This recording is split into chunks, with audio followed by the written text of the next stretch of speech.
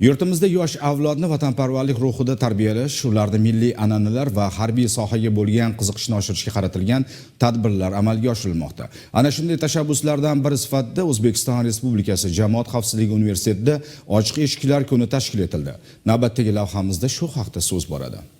Mazkur tadbir Yoshlar ishlari agentligi va universitet professor-o'qituvchilaridan iborat maxsus ishchi guruhning hamkorlikdagi faoliyati natijasi bo'ldi. Tadbirda Ichki ishlar boshqarmasi rahbariyati, prokuratura va davlat xavfsizligi xizmati vakillarining ishtiroki davlat organlari va yoshlar o'rtasidagi bevosita muloqot mexanizmi amalda ishlayotganining yaqqol isbotidir. Prezidentimiz tomonidan joriy etilgan mahallabay ishlash tizimi doirasida uyushmagan yoshlarni ijtimoiy hayotga jalb etish, ularning intellektual salohiyatini jamiyat manfaatlariga yo'naltirish ustuvor vazifa sifatida belgilangan. Tadbir davomida aynan shu jihatlarga alohida urg'u berilib, yoshlarda yurt taqdiriga daxldorlik tuyg'usini yuksaltirish choralari ko'rildi. Tashrif doirasida Yoshlar universitetining eng zamonaviy moddiy texnik bazasi, o'quv poligonlari, axborot resurs markazlari va sport majmualari bilan tanishtirildi. Ushbu jarayonda yoshlar Milliy gvardiya tizimida xizmat qilishning sharafli va mas'uliyatli jihatlarini bevosita anglab yetdilar. Tadbir yakunida o'tkazilgan ochiq muloqotlar shuni ko'rsatdiki, yoshlarda harbiy xizmatga va milliy xavfsizlikni ta'minlash sohasiga qiziqish keskin ortgan. Ko'plab yigit-qizlar o'zlarini kelgusida Milliy gvardiya ofitseri sifatida ko'rishlarini va ona vatanga sadoqat bilan xizmat qilishni maqsad qilganlarini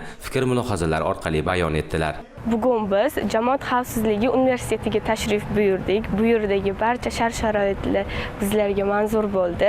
Bu yerda tahsil olayotgan qizlarni ko'rib ko'zlarim quvondi. Kelajakda men ham shu universitetga kirishni niyat qildim.